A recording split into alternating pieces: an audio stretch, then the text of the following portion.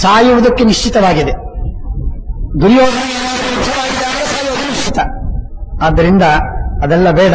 ತಥಾ ಜಿಷ್ಣು ಕೇಶವಪ್ಯಪ್ರದೃಶ್ಯ ಲೋಕತ್ರಯಸ್ಯಾಧಿಪತಿರ್ ಮಹಾತ್ಮ. 3 ಲೋಕಗಳಿಗೆ ಒಡೆಯನಾಗಿರುವಂತಹ ಸಾಕ್ಷಾತ್ ಸರ್ವಸ್ವಾಮಿಯಾದ ಪರಮಾತ್ಮ ಅವರ ಪಕ್ಷದಲ್ಲಿ ನಿಂತುಕೊಂಡಿದ್ದಾನೆ, ಕಾಪಾಡುವುದಕ್ಕೆ, ಬೆಂಬಲ ಕೊಡುವುದಕ್ಕೆ. ಬೆಂಬಲಿಗನಾಗಿ ಅವನು ನಿಂತು ರಕ್ಷಣೆ ಮಾಡ್ತಾ ಇರುವಾಗ ನಾವು ಅವನ ಜೊತೆಗೆ ವಿರುದ್ಧವಾಗಿ, ಅವನ ವಿರುದ್ಧವಾಗಿ ಹೋರಾಡಿ ಏನು ಯುದ್ಧವಾಡಿ ಗೆಲ್ಲುವುದು ಸಾಧ್ಯ ಆಗುವುದಿಲ್ಲ. ಆದ್ದರಿಂದ ಗದಾಭಂ ನಾಸ್ತಿ ಸಮುದ್ರ ಭೀಮ. ಆನೆಯನ್ನ ಏರುವಂತಹ ಸಾಮರ್ಥ್ಯದೊಳಗೆ ಭೀಮನಿಗೆ ಸಮಾನ ಯಾರಿಲ್ಲ.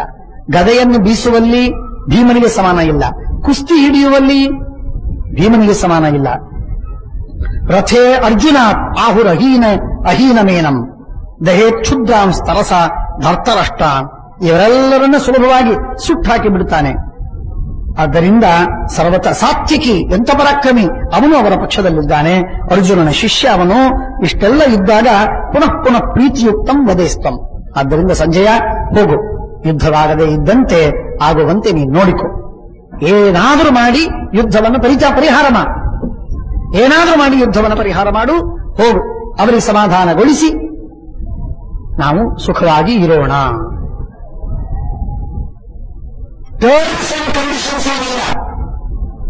ಅವರು ಪ್ರೀತಿಯಿಂದ ನಮ್ಮ ಜೊತೆಗಿರಬೇಕು.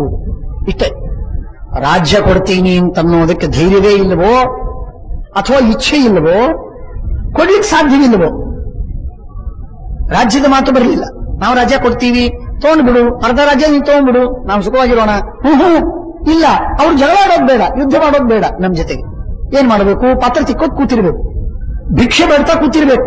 ಸಂಜೆ ಬಂದು ಹೇಳ್ತಾನವನ, ಹಾಗೆ ರಿಪೋರ್ಟ್ ಮಾಡ್ತಾನೆ, ನೀವು ಭಿಕ್ಷೆ ಬೇಡಿ, ನೀವು ಸುಖವಾಗಿದ್ದು ಬಿಡಿ, ಯುದ್ಧ ಮಾಡಬೇಡಿ. ಕೌರವರ ಏಕಪಕ್ಷೀಯ ಅಂದ್ರೇನು?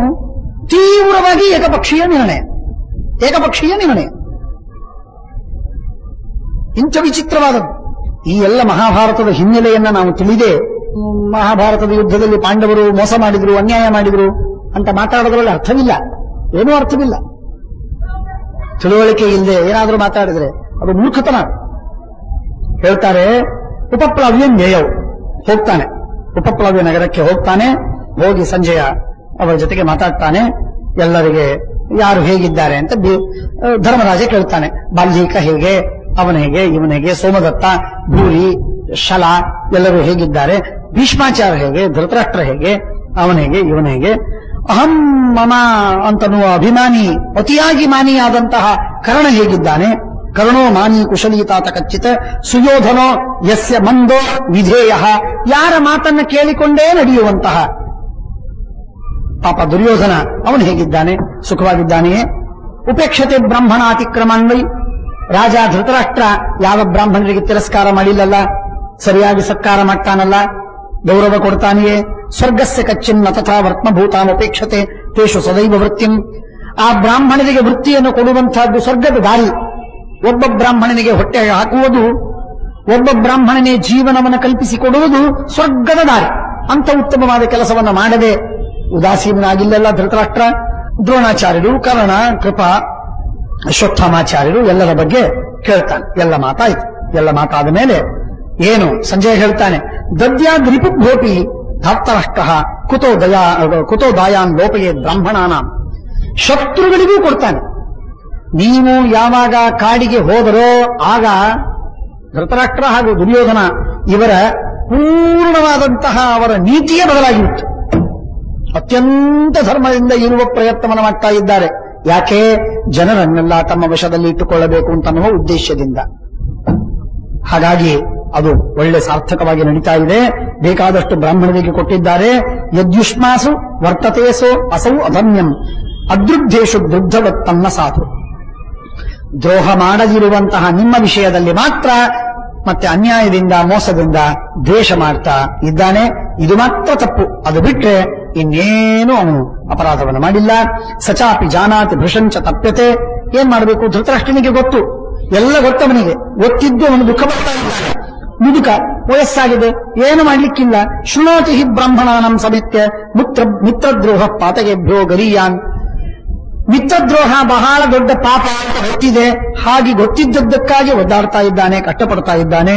ಆದ್ದರಿಂದ ನತ್ವೇವ ಮನ್ಯೆ ಪುರುಷಸ್ಯ ರಾಜನ್ ಅನಾಗತಂ ನ್ಯಾಯತೆ ಯದ್ಭವಿಷ್ಯಂ. ನೋಡಿ, ಸಂಜಯ್ ಹೇಳುವ ಮಾತು ಧರ್ಮರಾಜನಿಗೆ, ಧರ್ಮರಾಜ ಏನಾಗತ್ತೆ ಗೊತ್ತಿಲ್ಲ, ನಾಳೆ ಅಂತನ್ನೋದೇನಿದೆ ನೋಡು ಒಟ್ಟಾರೆ ನಿಗೂಢ, ನಾಳೆ ಅಂತನ್ನೋದು ಒಟ್ಟಾರೆ ನಿಗೂಢ. ಹಾಗಾಗಿ ನನಗೂ ಗೊತ್ತಿಲ್ಲ, ನಿನಗೂ ಗೊತ್ತಿಲ್ಲ. ನೀನು ಯುದ್ಧವಾಡ್ಲಿಕ್ಕೆ ಹೋಗಿ ಏನಾದರೂ ಅಪಾಯವಾಗಿ ಬಿಟ್ರೆ, ಕಷ್ಟವಾಗಿ ಬಂದ್ರೆ, ಗಂಡಾಂತರವಾದ್ರೆ ಬಹಳ ಅನರ್ಥ. ಯಾಕೆ ಯುದ್ಧವಾಡ್ತೀರಿ? ಬಿಟ್ಟು ಬಿಡಿ. ತ್ವಂಚೇತ್ ತಥಾ ಸರ್ವಧರ್ಮೋಪಪನ್ನ ಪ್ರಾಪ್ತ ಕ್ಲೇಶಂ ಪಾಂಡವ ಕೃಚ್ಛ್ರೂಪಂ ತ್ವಮೀವೈತ ಕೃಚ್ಛ್ರತಶ್ಚ ಭೂಯೋ ಸಮೀಕುರ್ಯಾಹ ಪ್ರಜ್ಞೆಯ ಅಜಾತಶತ್ರು. ಧರ್ಮರಾಜ, ಇಷ್ಟು ದಿವಸಗಳವರೆಗೆ ನೀನು ಕಷ್ಟವನ್ನು ಅನುಭವಿಸಿ ಅನುಭವಿಸಿ ಅನುಭವಿಸಿ ಕಷ್ಟವನ್ನು ಹೇಗೆ ಅನುಭವಿಸುವುದು ನಾನೀಗ ತಿಳುವಳಿಕೆ ಕೊಡಬೇಕಾಗಿಲ್ಲ. ಆದ್ದರಿಂದ ನೀನು ಆ ಕಷ್ಟವನ್ನು ಹೇಗಾದರೂ ಮಾಡಿ ಸಹನೆ ಮಾಡಿಬಿಡು, ಯುದ್ಧವಾಡ್ಲಿಕ್ಕೆ ಬರಬೇಡ ಅಂತ ನಮ್ಮ ಸ್ವಾಮಿ, ನಮ್ಮ ರಾಜ ಧೃತರಾಷ್ಟ್ರ ಹೇಳಿ ಕಳಿಸಿದ್ದಾನೆ. ತ್ವಮೇವೈತ ಕೃಚ್ಛ್ರತಶ್ಚ ಭೂಯಃ ಸಮೀಕುರ್ಯಾಹ ಪ್ರಜ್ಞೆಯ ಅಜಾತಶತ್ರು ನ ಕಾಮಾರ್ಥಂ ಸಂತ್ಯಜೇಯೂರ್ಹಿ ಧರ್ಮಂ ಪಾಂಡೋಸ್ತುತ ಸರ್ವ ಏವ ಇಂದ್ರ ಕಲ್ಪಾಹ. ನೀವೆಲ್ಲ ಇಂದ್ರನಂತೆ ಇದ್ದವರು, ಮಹಾತ್ಮರು. ನೀವು ಧರ್ಮವನ್ನು ಬಿಡ್ತೀರೇನು? ಕಾಮಕ್ಕಾಗಿ, ಕ್ರೋಧಕ್ಕಾಗಿ ಮಾಡು ಬಿಡೋರಲ್ಲ, ಮಹಾತ್ಮರು, ಬಹಳ ದೊಡ್ಡವರು. ಹಾಗಾಗಿ ನೀವು ಧರ್ಮವನ್ನು ಬಿಡಬೇಡಿ, ರಾಜ್ಯಕ್ಕಾಗಿ ರಾಜ್ಯಕ್ಕಾಗಿ ಯುದ್ಧವಾಗ್ಲಿಕ್ಕೆ ಬರಬೇಡಿ. ನಾವು ರಾಜ್ಯ ಕೊಡುವುದಿಲ್ಲ, ನೀವು ಯುದ್ಧ ಆಡಬೇಡಿ. ಇನ್ ಶಾರ್ಟ್, ಸರ್ವೇ ವಾಚಂ ಶೃಣುತೆ ಮಂ ಮದೀಯಾಂ. ಸಂಜಯ ಎಲ್ಲರನ್ನ ಕರೆದು ಏಕಾಂತದಲ್ಲಿ ಹೇಳಿದ್ದ, ಎಲ್ಲರನ್ನ ಕರೆದು ಮಾತನ್ನ ಹೇಳುವುದಕ್ಕೆ ಪ್ರಾರಂಭ ಮಾಡ್ತಾನೆ. ಅವನು ಹೇಳ್ತಾನೆ, ಶಮಂ ರಾಜ ಧೃತರಾಷ್ಟ್ರೋಭಿನಂದನ್ ಅಯೋಜಯತ್ ತ್ವರಮಾನೋ ರಥಮ್ಮೆ. ಯುದ್ಧವಾಗಬಾರದು ಅಂತನ್ನುವುದಕ್ಕಾಗಿ, ಯುದ್ಧಕ್ಕಾಗಿ ನೀವೇನು ಸೈನ್ಯವನ್ನ ಅವರ ಪಕ್ಷದಲ್ಲಿ ನಿಮ್ಮ ಪಕ್ಷದಲ್ಲಿ ಕೂಡಿಸ್ತಾ ಇದ್ದೀರೋ ಅದನ್ನು ಡಿಫ್ಯೂಸ್ ಮಾಡಬೇಕು ಅಂತ ಅನ್ನುವುದಕ್ಕಾಗಿ ನನ್ನನ್ನು ಕಳಿಸಿದ್ದಾನೆ. ತ್ವರಮಾನ, ಅತಿ ವೇಗದಿಂದ ಹೋಗು ಅಂತ ನನಗೆ ಹೇಳಿ ಕಳಿಸಿದ. ಅದಕ್ಕಾಗಿ ಬಂದಿದ್ದೇನೆ. ದಯವಿಟ್ಟು ನೀವ್ಯಾರೂ ಯುದ್ಧವಾಡುವುದಿಲ್ಲ ಅಂತ ಹೇಳಿ ಮೃದುವಾಗಿ ಇದ್ದು ಬಿಡಿ, ರುಜುವಾಗಿ ಇದ್ದು ಬಿಡಿ, ಧೈರ್ಯದಿಂದ ಇದ್ದು ಬಿಡಿ, ಕಷ್ಟವನ್ನು ಸಹನೆ ಮಾಡಿ. ನಿಮಗೆಲ್ಲ ಒಳ್ಳೆಯದು ಮಾಡ್ತಾನೆ ದೇವರು. ಹ್ರೀನಿಷೇವಾಹ, ನಿಮಗೆ ನಾಚಿಕೆ ಅಂತ ಅನ್ನೋದಿಲ್ಲ. ದೊಡ್ಡವರ ಜೊತೆಗೆ ಯುದ್ಧವಾಡುವುದಕ್ಕೆ, ನಮ್ಮೊಳಗೆ ಬಳಗದೊಳಗೆ ಯುದ್ಧವಾಡುವುದಕ್ಕೆ ನಾಚಿಕೆ. ಆ ನಾಚಿಕೆ ಅವರಿಗಿಲ್ಲ. ದುರ್ಯೋಧನಾದಿಗಳಿಗೆ ನಾಚಿಕೆ ಇಲ್ಲ, ಬಿಟ್ಟು ಬಿಡಿ. ನೀವು ನಾಚಿಕೆ ಉಳ್ಳವರಾಗಿ ಮೃದುವಾಗಿರಿ. ನೋಡಿ, ಎಷ್ಟೆಲ್ಲ ಒಳ್ಳೆಯ ಮಾತುಗಳನ್ನ ನಮಗೆ ನಮ್ಮ ಬಾಪೂಜಿಯವರು ಹೇಳಿದ್ರು. ಅದೇ ಉಪದೇಶಗಳನ್ನ ಸಂಜಯ ಧರ್ಮರಾಜಾದಿಗಳಿಗೆ, ಭೀಮಸೇನದೇವರಿಗೆ ಹೇಳ್ತಾ ಇದ್ದಾರೆ. ಹೇಳ್ತಾನೆ, ಸರ್ವೇ ವಾಚಂ ಶೃಣುತೆ ಮಾಂ ಮದೀಯಾಂ ಸರ್ವೈರ್ಧರ್ಮೈಃ ಸಮುಪೇತಸ್ತು ಪಾರ್ಥಾಃ ಸಂಸ್ಥಾನೇನ ಮಾರ್ಗವೇನ ಅಜ್ಜವೇನ ಜಾತಃ ಕುಲೆ. ಉತ್ತಮ ಕುಲದಲ್ಲಿ ಹುಟ್ಟಿದವರು ಯಾರು ದೊಡ್ಡ ಕುಲದಲ್ಲಿ ಹುಟ್ಟಿದವರು ಇದ್ದಾರೋ ಅವರೆಲ್ಲ ಕೆಟ್ಟ ಕೆಲಸ ಮಾಡುವುದಿಲ್ಲ, ಸಣ್ಣ ಕೆಲಸ ಮಾಡುವುದಿಲ್ಲ. ರಾಜ್ಯ ಸಿಕ್ತು ಸಂತೋಷದಿಂದ ಭೋಗ ಮಾಡ್ತಾರೆ, ಸಿಗಲಿಲ್ಲ ಬಿಟ್ಟು ಬಿಡ್ತಾರೆ, ಹೋದ್ರೆ ಹೋಯ್ತು, ಅದಕ್ಕೇನಂತೆ ಅಂತ ಅತ್ಯಂತ ಉದಾರ ಮನಸ್ಸಿನಿಂದ ಮತ್ತೆ ಬಿಟ್ಟು ಬಿಡ್ತಾರೆ, ತ್ಯಾಗ ಮಾಡ್ತಾರೆ. ಜಾತಃ ಕುಲೆ ಹ್ಯನುಶಂಸಃ ಪದಾನ್ಯಾಹ. ನಿಮ್ಗೆ ಎಷ್ಟು ದಯೆ, ಎಂಥ ಉದಾರತೆ, ಸಣ್ಣ ಕ್ಷುದ್ರತೆ ಇಲ್ವೇ ಇಲ್ಲ ನಿಮಗೆ. ಹ್ರೀನಿಷೇವ ಕರ್ಮಣಂ ನಿಶ್ಚಯಜ್ಞಾಹ ನಯುಜ್ಯತೆ ಕರ್ಮ ಯುಷ್ಮಾಸು ಹೀನಂ. ಹೀನವಾದ ಕರ್ಮ ಯಾವುದು? ಯುದ್ಧವೆಂಬ ಹೀನವಾದ ಕರ್ಮ ನಿಮ್ಮಲ್ಲಿ ಶೋಭಿಸುವುದಿಲ್ಲ. ಅಂಡವರೇ ಸರ್ವಥಾ ಶೋಭಿಸುತ್ತದೆ. ನೀವು ಯುದ್ಧವಾಡದಿದ್ರೆ ನಿಮ್ಮ ಯೋಗ್ಯತೆ ಏನು ಘನತೆ ಇದೆ ಅದು ಯುದ್ಧವಾಡಿದ್ರೆ ಹೋಗತ್ತೆ. ಆದ್ದರಿಂದ ಸರ್ವಥಾ ಯುದ್ಧವಾಡಬೇಡಿ. ಸತ್ವಂ ಹಿಮಸ್ತಾದೃಶಂ ಭೀಮಸೇನಾಹ. ನಿಮ್ಮ ಸತ್ವವೇ ಅಂಥದ್ದು, ನಿಮ್ಮ ಪರಾಕ್ರಮವೇ ಅಂಥದ್ದು. ಯುದ್ಧವಾಡದೇ ಇದ್ರೆ ನೀವು ಶೋಭಿಸ್ತೀರಿ. ಯುದ್ಧವಾಡಿದ್ರಲ್ಲ, ಯುದ್ಧವಾಡಿದ್ರೆ ಸಣ್ಣತನ, ಯುದ್ಧವಾಡದೇ ಇದ್ರೆ ಗಾಂಭೀರ್ಯ. ಕಷ್ಟವನ್ನು ಸಹನೆ ಮಾಡ್ತಾ ಉದ್ಭಾಸಿತೆ ಹ್ಯಂಜನ ಬಿಂದುವತ್ತ ಶುಭ್ರೇ ವಸ್ತ್ರೇ ಯದ್ಭವೇತ್ ಕಿಲ್ಬಿಷಂ ವಹ. ನಿಮ್ಮ ಇಷ್ಟು ಶುದ್ಧವಾಗಿರುವ, ಇದು ಕೊಳಚೆ ಬಟ್ಟೆ, ಕರಿ ಬಟ್ಟೆ, ಇಲ್ಲೇನಾದ್ರೂ ಕರಿ ಹಚ್ಚಿದ್ರೆ, ಮಸಿ ಹಚ್ಚಿದ್ರೆ ಏನಾದ್ರೂ ಕಪ್ಪು ಕಾಣುತ್ತಾ? ಇಲ್ಲ. ಶುಭ್ರವಾದ ವಸ್ತ್ರದಲ್ಲಿ ಸ್ವಲ್ಪ ಕಪ್ಪು ಹಾಕಿದ್ರೂ ಎದ್ದು ತೋರ್ತದೆ. ಹಾಗೆ ಪಾಂಡವರ ಕೀರ್ತಿ ಅಂತಂದ್ರೆ ಶುಭ್ರ ವಸ್ತ್ರ. ಅದರಲ್ಲಿ ಯುದ್ಧವಾಗಿ ಒಂದು ಕಲಂಕ. ಆ ಕಲಂಕವನ್ನ ಎಂದೆಂದಿಗೂ ನಿಮ್ಮ ಧವಲ ಕೀರ್ತಿಯಲ್ಲಿ ಸೇರಿಸಬೇಡಿ. ಯುದ್ಧವಾಡಬೇಡಿ. ಸಮಾಧಾನದಿಂದ ಶಾಂತರಾಗಿ ಯುದ್ಧವಿಲ್ಲದೆ ಬಂದ ಸುಖವನ್ನ, ಬಂದ ಕಷ್ಟ, ಬಂದದ್ದೆಲ್ಲ ಬರಲಿ, ಗೋವಿಂದನ ದಯವಂದಿರಲಿ. ಗೋವಿಂದ ಇಲ್ಲೇ ಇದ್ದಾನೆ ನಿಮ್ಮ ಪಕ್ಕದಲ್ಲಿ, ಅವನ ದಯ ಇಟ್ಕೊಂಡು ಸುಖವಾಗಿದ್ದು ಬಿಡಿ, ಯಾರು ಯುದ್ಧಕ್ಕೆ ಬರಬೇಕು. ಉದ್ಭಾಸತೆ ಅಂಜನವತ್, ಅಂಜನ ಅಂದ್ರೆ ಕಾಡಿಗೆ, ಉದ್ಭಾಸತೆ ಅಂಜನವತ್ ಅಂಜನ ಬಿಂದುವತ್ತತ್ ಶುಭ್ರೇ ವಸ್ತ್ರೇ ಯದ್ಭವೇತ್ ಕಿಲ್ಬಿಷಂವಹ ಸರ್ವಕ್ಷಯೋ ದೃಶ್ಯತೆ ಯತ್ರ ಕೃತ್ಸ್ನ. ಯುದ್ಧವಾಡಿದ್ರೆ ಆಗೋದೇನು? ಏನ್ ಸಿಗುತ್ತೆ? ಸರ್ವಕ್ಷಯ, 18 ಕ್ಷಮಿಣಿ ಸತ್ತೋಗುತ್ತೆ.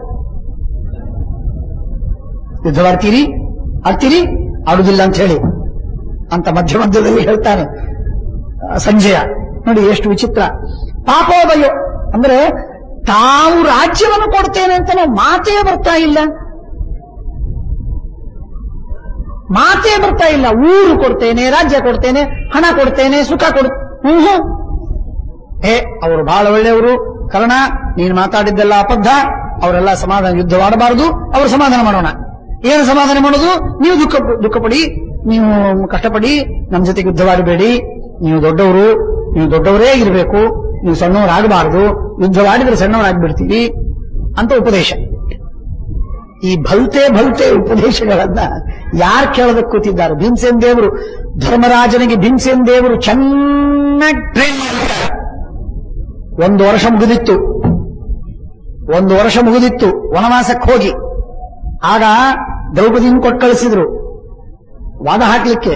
ದ್ರೌಪದಿ ಮುಗಿದಾದ ಮೇಲೆ ಭೀಮಸೇನ್ ದೇವರು ಬಂದು ಕೂತು ರಾಜನ್ ವಿಷ್ಣು ಸರ್ವಕರ್ತ ನಚನ್ಯಃ ಅಂತ ಪ್ರಾರಂಭ ಮಾಡಿ ಯುದ್ಧವಾಡ್ಲೇಬೇಕು ಅಂತ ಧರ್ಮರಾಜನ ತಲೆಯಲ್ಲಿ ಚೆನ್ನಾಗಿ ಹಾಕಿಟ್ಟಾರೆ. ಹಾಗಾಗಿ ಏನು ಭಯವಿಲ್ಲ. ಸಂಜೆ ಎಷ್ಟೇ ಬೆಣ್ಣೆಯ ಮಾತಾಡಿದ್ರೂ ಕೂಡ ಏನು ಲೇಪವಾಗ್ತಾ ಇಲ್ಲ. ಕಸ್ತತ್ರ ಕುರಿಯಜ್ಜಾತು ಕರ್ಮ ಪ್ರಜಾನನ್ ಪರಾಜಯೋ ಯತ್ರ ಸಮೋ ಜಯಶ್ಚ. ಜಯವಾಗತ್ತೆ, ಪರಾಜಯವಾಗತ್ತೆ. ಎಲ್ಲರೂ ಸತ್ತ ಮೇಲೆ ಜಯವಾಗಿಯಾದರೂ ಏನ್ ಲಾಭ? ಏನ್ ಲಾಭ? ಪರಾಜಯವಾದರೂ ಏನ್ ಲಾಭ? ಪರಾಜಯ ಜಯ ಎಲ್ಲ ಸಮಾನ, ಎಲ್ಲ ಸಮಾನ. ಏನ್ ಪ್ರಯೋಜನ? ಎಲ್ಲರೂ ಸತ್ತೋಗಿರ್ತಾರೆ, ರಾಜ್ಯ ಏನ್ ಭೋಗಿಸೋದು? ಎಲ್ಲರೂ ಇದ್ದಾಗ ರಾಜ್ಯ ಭೋಗಿಸೋದು ಭಾರಿ, ಯಾರು ಇಲ್ಲದೆ ಇದ್ದಾಗ ರಾಜ್ಯ ಏನ್ ಭೋಗಿಸೋದು? ಉಪಕೃಷ್ಟಂ ಜೀವಿತಂ ಸಂತ್ಯಜೇಯು ಯತಃ ಕುರೂಣಂ ಯತೌ ವೈಭವ ಸ್ಯಾತ್ ತೇ ಚೇ ಕುರೂನ್ ಅನುಶಿಷ್ಯಾತ ಅರ್ಥಃ ನಿರ್ಣೀಯ ಸರ್ವನ್ ವಿಶತೋ ನಿಗೃಹ್ಯ. ಯುಧಿಷ್ಠಿರ ಹೇಳ್ತಾನೆ, ಕಾನುವಾಚಂ ಸಂಜಯ ಮೇ ಶೃಣೋಮಿ ಯುದ್ಧೈಷಿಣೀಂ ಏನ ಯುದ್ಧಾದ್ಬಿಭೇಷಿ. ಯಾವ ಮಾತು ನಾನು ನಿನಗೆ ಹೇಳಿ, ಯಾವುದನ್ನ ನಾನು ನಿನಗೆ ಧೃತರಾಷ್ಟ್ರನ ಕಡೆಗೆ ನಿನಗೆ ಪ್ರತಿಯಾಗಿ ನಾನು ಸಂದೇಶವನ್ನು ಕಳಿಸ್ಲಿ? ಯುದ್ಧ ಅಂದ್ರೆ ನೀನು ಹೆದರ್ತಾ ಇದ್ದೆ, ಯುದ್ಧ ಅಂದ್ರೆ ಬೇಡ ಅಂತಂತ ಇದ್ದೆ, ಮಾತಿಗೆ ಯುದ್ಧ ಬೇಡ ಅಂತಂತ ಇದ್ದಿ. ನಾನೇನು ಹೇಳಿ ನಿನಗೆ? ನಾವು ಯುದ್ಧವಾಡುವುದು ಅಂತ ನಿಶ್ಚಯ ಮಾಡಿದ್ದೇವೆ. ರಾಜ್ಯ 1, ಯುದ್ಧ 2, ಎರಡೇ ಪರ್ಯಾಯ. ಇದನ್ನು ಬಿಟ್ಟು ಮತ್ತೊಂದು ಯಾವುದೂ ಇಲ್ಲ. ಆದ್ದರಿಂದ ಯಾವುದು ಬೇಕು ಅದನ್ನು ನೀವು ಆರಿಸಬಹುದು. ಅಯುದ್ಧಂ ವೈ ತಾತ ಯುದ್ಧಾದ್ಗರೀಯ. ನಿಜ, ಯುದ್ಧವಾಡುವುದಕ್ಕಿಂತ ಯುದ್ಧವಾಡದಿರುವುದು ಬಹಳ ಬಹಳ ಉತ್ತಮ, ಬಹಳ ಅಂದ್ರೆ ಸರ್ವೋತ್ತಮ. ಅಕುರುವತಶ್ಚೇತ್ ಪುರುಷಸ್ಯ ಸಂಜಯ ಸಿದ್ಧೇತ್ ಸಂಕಲ್ಪೋ ಮನಸಾ ಯಮ್ಯಮಿಚ್ಛೇತ್. ನಮ್ಮ ಇಷ್ಟಾರ್ಥ ಏನಿದೆ ಅದು ಸಿದ್ಧವಾಯಿತು ಅಂತಂದ್ರೆ ನಾವು ಯಾಕೆ ಯುದ್ಧ ಆಡೋದಕ್ಕೆ ಬರ್ತೇವೋ? ಸಂಜಯ, ಬರೋದಿಲ್ಲ. ನಾವು ನಮ್ಮ ಇಷ್ಟಾರ್ಥ ಸಿದ್ಧ ಆದರೆ ಸಾಕು, ಯುದ್ಧವಾಡುವುದಿಲ್ಲ. ಇಲ್ಲಿ ವಿಚಿತ್ರವಿದೆ. ಇವರು ಇಷ್ಟಾರ್ಥ ಸಿದ್ಧವಾದರೂ ಯುದ್ಧವಾಡಬೇಕು ಅಂತನ್ನುವ ಅಗತ್ಯವಿದೆ. ಈಗ ರಾಜ್ಯ ಸಿಕ್ಕರೂ ಬಹಳ ಮಹತ್ವದ್ದು. ಡಿವೈನ್ ದೇವರ ಒಂದು ಸಂಕಲ್ಪದೊಳಗೆ, ದೇವರ ಆಲೋಚನೆಯೊಳಗೆ ಯುದ್ಧ ಅಕಸ್ಮಾತ್ ಅವನು ರಾಜ್ಯ ಕೊಟ್ಟರೆ ಯುದ್ಧ ಹೇಗೆ ಕೆದಕಿ ಆಡಬೇಕು ಅಂತನ್ನುವ ಪ್ರಸಂಗ ಇದೆ. ಅವತಾರ ಮಾಡಿದ್ದೇ ಭೂಭಾರ ಹರಣಕ್ಕಾಗಿ, ಅವತಾರ ಮಾಡಿದ್ದೇ ದುರ್ಯೋಧನಾದಿಗಳ ವಧಕ್ಕಾಗಿ. ಅದನ್ನು ಮಾಡದೆ ಏನ್ ಮಾಡೋ ಕೆಲಸ? ರಾಜ್ಯ ಭೋಗಿಸೋದಕ್ಕಾಗ? ರಾಜ್ಯ ಭೋಗಿಸೋದಕ್ಕಾಗಿ ಸ್ವರ್ಗದಿಂದ ಭೂಮಿಗೆ ಇಳಿದು ಬಂದಾರ ಪಾಂಡವರು? ಇದೆಲ್ಲಿ ಮಾತು ಅಲ್ಲ. ಹಾಗಾಗಿ ಭೂಭಾರ ಹರಣ ಮಾಡುವುದಕ್ಕಾಗಿ ಬಂದದ್ದು. ಹಾಗಾಗಿ ಯುದ್ಧ ಇಲ್ಲೂ ಅಷ್ಟೇ, ರಾಮನ ಪ್ರಸಂಗದಲ್ಲೂ ಅಷ್ಟೇ. ಸೀತೆಯನ್ನು ಕೊಟ್ಟರೆ ನಾನು ಯುದ್ಧವಾಡುವುದಿಲ್ಲ ಅಂತನ್ನುವಂತೆ ಮಾತಾಡ್ತಾನೆ. ಅಲ್ಲ, ಅದು ಮಾತಿಗೆ ಮಾತು, ಜಸ್ಟ್ ಫಾರ್ ಆರ್ಗ್ಯುಮೆಂಟ್ ಸೇಕ್. ಅವನು ಸೀತೆಯನ್ನು ಕೊಡೋದಿಲ್ಲ ನಿಶ್ಚಿತ, ರಾವಣನನ್ನು ಕೊಲ್ಲೋದು ಅನಿವಾರ್ಯ, ಇದು ನಿಶ್ಚಿತ. ಹಾಗಾಗಿ ಸೀತೆಯನ್ನು ಕೊಟ್ಟರೆ ರಾವಣನನ್ನು ಕೊಲ್ಲುವುದಿಲ್ಲ, ಸಂಹಾರ ಯುದ್ಧವಾಡುವುದಿಲ್ಲ ಅನ್ನುವ ಮಾತು ಕೇವಲ ಹೇಳಿಕೆಗೆ ಮಾತು, ವಸ್ತುಸ್ಥಿತಿ ಅಲ್ಲ ಅದು. ಹಾಗೆ ಇಲ್ಲೂ ರಾಜ್ಯವನ್ನು ಕೊಟ್ಟರೆ ಯುದ್ಧವಾಡುವುದಿಲ್ಲ ಅಂತ ಹೇಳಿದ್ದೇನೋ ನಿಜ, ಆದರೆ ಭಗವಂತನ ಸಂಕಲ್ಪದಲ್ಲದಿಲ್ಲ, ಭೀಮಸೇನ ದೇವರ ಸಂಕಲ್ಪದಲ್ಲದಿಲ್ಲ. ಏನಾದರೂ ಮಾಡಿ ಯುದ್ಧವಾಡಿ ಅವರನ್ನು ಹತ ಹಾಕಬೇಕು ಅನ್ನೋದೇ ಮುಖ್ಯವಾದ ಉದ್ದೇಶ. Of course it is behind the curtain. ಆದರೆ ಹೇಳ್ತಾನೆ, ಕೋ ದೇವ ಶಕ್ತೋ ಹಿ ವೃಣೀತ ಯುದ್ಧಂ. ಸಂಕಲ್ಪ ಸಿದ್ಧವಾದರೆ ಯಾರು ವಿನಾಕಾರಣವಾಗಿ ಯುದ್ಧವಾಡಲಿಕ್ಕೆ ತೊಡಗುತ್ತಾನೆ, ಯಾರು ಯುದ್ಧಕ್ಕೆ ತೊಡಗುತ್ತಾನೋ ಅವನು ದೇವಶಪ್ತ, ದೇವತೆಗಳು ಅವನಿಗೆ ಶಾಪ ಕೊಟ್ಟಿದ್ದಾರೆ, ದುರ್ಬುದ್ಧಿ, ಹಾಳಾಗಿ ಹೋಗ್ತಾನೆ ಅಂತರ್ಥ. ಕೈಂದ್ರಿಯಾಣಂ ಪ್ರೀತಿವಶಾನದಾನಂ ಕರ್ಮಾಭಿಜ್ಞ ಸ್ವಶರೀರಂ ದುನೋತಿ ಯಯಾ ಪ್ರಮುಕ್ತೋ ನ ಕರೋತಿ ದುಃಖಂ ತೃಷ್ಟಾಂ ತ್ಯಜೇತ್ ಸರ್ವಧರ್ಮೋದಯ ಧರ್ಮಾದಪೇತಾಂ. ಎಲ್ಲ ವಿಧವಾಗಿರತಕ್ಕಂತಹ ಸುಖ ಸಿಕ್ಕಾಗ ಸುಖವನ್ನು ಭೋಗಿಸುವುದರಿಂದ ಯುದ್ಧವಾಡುವಂತಹ ಅಪೇಕ್ಷೆ ಯಾರಿಗಿರುತ್ತೆ? ಯಾರಿಗಿರುವುದಿಲ್ಲ, ಇರಬಾರದು. ಆದ್ದರಿಂದ ನಾನೇನು ಯುದ್ಧವಾಡಬೇಕು ಅಂತ ನಮಗೆ ಅಪೇಕ್ಷೆ ಇಲ್ಲ, ಆ ಹಂಬಲವೇ ನಮಗಿಲ್ಲ. ರಾಜ್ಯ ಸಿಕ್ಕರೆ ಸಾಕು. ಕಾಮಾರ್ಥ ಲೋಭೇನ ತಥೈವ ಭೂಯೋ ನ ತೃಪ್ಯತೆ ಸರ್ಪಿಷೈವ ಅಗ್ನಿರುದ್ಧ. ಆದ್ದರಿಂದ ಸ್ವಯಂ ರಾಜ ವಿಷಮಸ್ಥಪರೇಶು ಸಾಮರ್ಥ್ಯಮನ್ವಿಚ್ಛತಿ ತನ್ನ ಸಾಧು. ಧೃತರಾಷ್ಟ್ರ ಸ್ವಯಂ ತಾನು ರಾಜ್ಯದಲ್ಲಿದ್ದು ನಾವು ಕಾಡಿನಲ್ಲಿರಬೇಕು ಅಂತ ಅವನೇನು ಅಪೇಕ್ಷೆ ಪಡ್ತಾನೆ, ಅದು ಮಾತ್ರ ಸಾಧುವಲ್ಲ, ಅದು ಮಾತ್ರ ಸಾಧ್ಯವಲ್ಲ. ನಾವು ರಾಜ್ಯವನ್ನು ಅನುಭವಿಸ್ತೇವೆ, ನಮಗವನ ರಾಜ್ಯವನ್ನು ಕೊಡ್ಲಿ, ಅರ್ಧವೋ ನಮಗೆ ಯೋಗ್ಯವಾದದ್ದು ಅದನ್ನು ಕೊಟ್ಟು ಬಿಟ್ಟು ಸಾಕು. ಆಗ ನಾವು ಅವನ ಜೊತೆಗೆ ಯಾವ ವಿಧವಾದ ಯುದ್ಧಕ್ಕೆ ತೊಡಗುವುದಿಲ್ಲ. ಅದಕ್ಕಾಗಿ ಆಸನ್ನಮಗ್ನಿಂತು ನಿದಾಘ ಕಾಲೇ ಗಂಭೀರ ಕಕ್ಷೆ ಗಹನೆ ವಿಸರ್ಜ್ಯ. ಇಷ್ಟು ದಿನಗಳವರೆಗೆ ನಮ್ಮನ್ನ ಕಾಡಿನಲ್ಲಿ ಕಳಿಸಿ ಪೀಡೆ ಕೊಟ್ಟು ದುಃಖ ಅನುಭವಿಸುವಂತೆ ಮಾಡಿ, ದ್ರೌಪದಿಯ ಅವಮಾನ ಮಾಡಿ, ಎಲ್ಲ ಪೀಡೆ ನಮ್ಮ ಹೃದಯದಲ್ಲಿ ಬೆಂಕಿ ಹಾಕಿಟ್ಟಂತೆ ಬಿಟ್ಟಾನೆ. ಇವತ್ತು ಯುದ್ಧ ಇಲ್ಲ ಅಂತಾದರೆ, ಅದು ರಾಜ್ಯ ಕೊಡುವುದಿಲ್ಲ ಅಂತಾದರೆ, ಅದು ಗಾಳಿಗೆ ಭಾರಿ ಬೀಸಿ ಸಂಪೂರ್ಣವಾದ ಹಸ್ತಿನಪುರವನ್ನ ಸುಟ್ಟು ಹಾಕ್ತದೆ. ಇದರಲ್ಲಿ ವಿವಾದವೇ ಇಲ್ಲ. ನಾವು ಇನ್ನೂ ಸಹನೆ ಮಾಡಲಿಕ್ಕೆ ಸಾಧ್ಯವಿಲ್ಲ. ರಾಜ್ಯವನ್ನು ನಿಮಗೆ ಕೊಟ್ಟರೆ ಅದನ್ನು ನಿಮಿತ್ತ ಮಾಡಿಕೊಂಡು ನಾವು ಸಹನೆ ಮಾಡಬಹುದು. ರಾಜ್ಯವನ್ನು ನಿಮಿತ್ತ ಮಾಡಿಕೊಂಡು ಸಹಾಯ ಮಾಡಬಹುದು. ದ್ರೌಪದಿ ಅವಮಾನವನ್ನ ರಾಜ್ಯ ಕೊಟ್ಟರೆ ಹೋಗುವುದಿಲ್ಲ, ಅವಮಾನದ ದುಃಖ ರಾಜ್ಯ ಕೊಟ್ಟರೆ ಹೋಗುವುದಿಲ್ಲ. 12 ವರ್ಷಗಳವರೆಗೆ ವನವಾಸ ಅಜ್ಞಾತವಾಸಗಳು, ಆ ದುಃಖ ರಾಜ್ಯ ಕೊಟ್ಟರೆ ಹೋಗುವುದಿಲ್ಲ, ಅದು ಏನಾದರೂ ಹೋಗುವುದಿಲ್ಲ. ಅದು ರಾಜ್ಯ ಕಸಿದುಕೊಂಡು 2ನೇ ದಿವಸ ಏನಾದರೂ ರಾಜ್ಯ ಕೊಟ್ಟರೆ ರಾಜ್ಯದ ದುಃಖ ಹೋಗುತ್ತೆ ಅಷ್ಟೇ, ಇನ್ಯಾವುದೂ ಹೋಗುವುದಿಲ್ಲ. ಆದ್ದರಿಂದ ನಾವು ಏನಿದ್ರೂ ಯುದ್ಧವಾಗಲೇಬೇಕು. ಆದರೂ ಅದನ್ನೆಲ್ಲ ನಾವು ಒಪ್ಪಿಕೊಳ್ತೇವೆ, ರಾಜ್ಯ ಕೊಟ್ಟರೆ. ಕೊಡದೇ ಇದ್ರೆ ಅದನ್ನು ಒಪ್ಪಿಕೊಳ್ಳುವುದು ಸಾಧ್ಯವಿಲ್ಲ.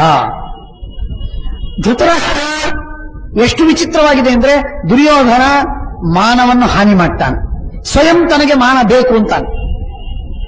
ಸ್ವಯಂ ತನಗೆ ಮಾನ ಬೇಕು, ಆದರೆ ಇನ್ನೊಬ್ಬರ ಮಾನವನ್ನು ಹಾನಿ ಮಾಡ್ತಾನೆ. ಇಂಥ ನೀಚ, ಮಹಾ ಸಿಟ್ಟು, ಯಾವಾಗಲೂ ಅಧರ್ಮಗತಿ, ಇಂಥ ದುರ್ಭಾಷಿ, ಇಂತಹ ವ್ಯಕ್ತಿ ಅವನು ನಮಗುಪದೇಶ ಮಾಡಲಿಕ್ಕೆ ಬಂದಿದ್ದಾನಲ್ಲ, ನೀನು ಕಷ್ಟವನ್ನು ಸಹನೆ ಮಾಡಿಕೊಂಡು ಸುಖವಾಗಿರಬೇಕು, ಯಾರೂ ಯುದ್ಧವಾಡೋದು ಬರೋದು ಬೇಡ ಅಂತಂತಾನಲ್ಲ. ಎಲ್ಲಿ ನ್ಯಾಯ ಇದು? ನಾವಿದನ್ನ ಸರ್ವಥಾ ಒಪ್ಪುವುದಿಲ್ಲ. ಯತ್ತತ್ಕರಣೋ ಮನ್ಯತೆ ಪಾರಣೀಯಂ ಯುದ್ಧೇ ಗೃಹೀತಾಯುಧಂ ಅರ್ಜುನಂ ವೈ ಆಸಂಶ್ಚ ಯುದ್ಧಾನಿ ಪುರಾ ಮಹಂತಿ ಕಥಂ ಕರಣೋ ನಾಭವದ್ವೀಪ ಯೇಷಾಂ. ಕರ್ಣ ಹೇಳ್ತಾನೆ, ತಾನು ಯುದ್ಧವಾಡಿದೆ, ನಾನು ಮಹಾಸಮರ್ಥ, ಬೇಕಾದಷ್ಟು ಅಂತ ಹೇಳಿಕೊಳ್ತಾನೆ. ಆದರೆ ಇಷ್ಟು ದಿನಗಳವರೆಗೆ ಯುದ್ಧವಾಡಿದಾಗ ಒಂದು ಸಲವೂ ಅರ್ಜುನನಿಂದ ಕೌರವರನ್ನ ರಕ್ಷಣೆ ಮಾಡುವ ಸಾಮರ್ಥ್ಯವನ್ನ ತೋರಿಲ್ಲ. ಇವತ್ತು ಬರೀ ತಾನು ಪ್ರಶಂಸೆ ಮಾಡಿಕೊಂಡ್ರೆ ಎಲ್ಲಿಗೆ ಬಂತು? ಪ್ರಯೋಜನವಿಲ್ಲ. ಆದ್ದರಿಂದ ಅದ್ಯಾಪಿ ಸಾ ತತ್ರ ತಥೈವ ವರ್ತತಾಂ ಶಾಂತಿಂ ಗಮಿಷ್ಯಾಮಿ ಯಥಾ ತ್ವಮಾರ್ಥ ಇಂದ್ರಪ್ರಸ್ಥೆ ಭವತು ಮಮೈವ ರಾಜ್ಯಂ ಸುಯೋಧನೋ ಗಚ್ಚತು ಭಾರತಾಗ್ರಹ. ಏನು ಬೇಡ, ಹಸ್ತಿನಪುರ ದುರ್ಯೋಧನಿಗೆ ಇಲ್ಲ, ನಮಗೆ ಚಿಂತೆ ಇಲ್ಲ. ನಾವು ಗಳಿಸಿದ ರಾಜ್ಯ ಇಂದ್ರಪ್ರಸ್ಥ. ಇಂದ್ರಪ್ರಸ್ಥ ಇದು ನಮ್ಮ ರಾಜ್ಯ, ನಾವು ಗಳಿಸಿದ್ದು. ಆ ರಾಜ್ಯವನ್ನು ನಮಗೆ ಕೊಟ್ಟು ಬಿಡಿ ಸಾಕು. ಇದಕ್ಕೆ ನಮಗೆ ಒಪ್ಪಿಗೆ ಇದೆ, ಯಾವ ವಿರೋಧವೂ ನಾವು ಮಾಡುವುದಿಲ್ಲ, ನಾವು ಪೂರ್ಣವಾಗಿ ಸಮಾಧಾನದಿಂದ ನಾವಿರ್ತೇವೆ ರಾಜ್ಯದಲ್ಲಿ ಭೋಗ ಮಾಡ್ತಾ ಅಂತ ಹೇಳಿದರೆ, ಆಗ ಏನ್ ಹೇಳ್ತಾನೆ ಸಂಜಯ, ಆ ಸಂಜಯನ ಕಡೆಯಿಂದ ಹೇಳಿ ಕಳಿಸಿದ ಮಾತೇನು ನೋಡಿ, ಧೃತರಾಷ್ಟ್ರ ಹೇಳಿ ಕಳಿಸಿದ ಮಾತೇನು ನೋಡಿ. ನಚೇದ್ಭಾಗಂ ಕುರವೋನ್ಯತ್ರ ಯುದ್ಧ ಪ್ರಯಚ್ಛೇರನ್, ಯುದ್ಧವಿಲ್ಲದೆ ಕೊಟ್ಟರೆ ತಗೋ, ಬೇಡ ಅಂತ ನಾನು ಅನ್ನೋದಿಲ್ಲ. ಪ್ರಾಯಶಃ ಅವರು ಯುದ್ಧವಿಲ್ಲದೆ ಕೊಡುವುದಿಲ್ಲ. ಯುದ್ಧವಿಲ್ಲದೆ ಅವರು ಕೊಡದೇ ಇದ್ರೆ ನೀನು ಯುದ್ಧವಾಡ್ಲಿಕ್ಕೆ ಹೋಗ್ಬೇಡ. ಏನ್ ಮಾಡು ನೀನು? ಭೈಕ್ಷಚರ್ಯಾಂ ಅಂಧಕ ವೃಷ್ಣಿ ರಾಜ್ಯೆ ಶ್ರೇಯೋ ಮನ್ಯೇನತು ಯುದ್ಧೇನ ರಾಜ್ಯಂ. ಭಿಕ್ಷೆ ಬೇಡಿ ಅಂಧಕ ವೃಷ್ಣಿಗಳ ರಾಜ್ಯ ದ್ವಾರಕಾಪಟ್ಟಣದಲ್ಲಿ ಭಿಕ್ಷೆ ಬೇಡಿಕೊಂಡು ನೀವು ಇರೋದು ನಿಮಗೆ ಶೋಭಿಸ್ತದೆ ಹೊರತು ಯುದ್ಧ ನಿಮಗೆ. ಯಾರು ಹೇಳ್ತಾರೆ? ಸಂಜಯ ಹೇಳ್ತಾ ಇದ್ದಾನೆ. ಪಾಂಡವರೇನು, ಭೀಮಾರ್ಜುನರೇನು, ಕೃಷ್ಣನ ಬೆಂಬಲವೇನು, ಸಾತ್ವಿಕಿಯ ಸಹಾಯವೇನು, ಈ ಸಂಜಯ ಹೇಳುವ ಮಾತೇನು? ಎಂಥ ಹೀನ ಮಾತು. ಏನ್ ಹೇಳ್ತಾನೆ?